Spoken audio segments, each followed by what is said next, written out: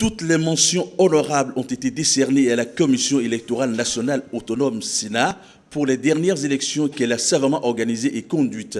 Mais malgré les éloges et hommages à elle rendus, l'institution s'adonne ici à une évaluation critique, aussi bien des élections législatives que des présidentielles. Il est tout à fait évident que tout au long de ces scrutins, les coordonnateurs d'arrondissement et points focaux que vous êtes avaient été confrontés à des difficultés ou à des obstacles dans l'accomplissement de votre mission. Il s'agira de partager ces problèmes et d'y envisager des esquisses de solutions pour une performance toujours plus accrue de la Sénat dans l'organisation de nos prochaines consultations électorales.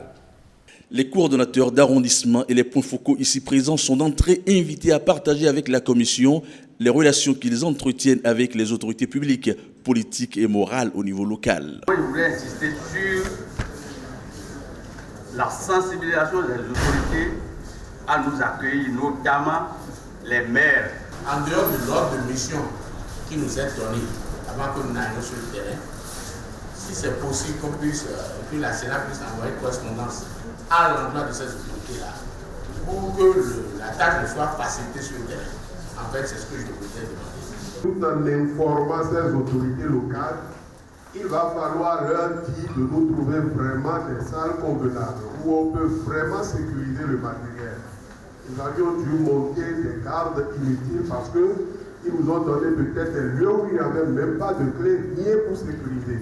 Et on était obligé de faire pied de grue toute la nuit. L'évaluation des consultations électorales de 2015 et 2016 est articulée autour de plusieurs autres points liés, entre autres à la clarté et la facilité de remplissage des documents électoraux, la qualité des sessions de formation des agents électoraux, la réception, le déploiement, la sécurisation et l'entreposage du matériel électoral, la transmission des résultats et l'acheminement des cantines.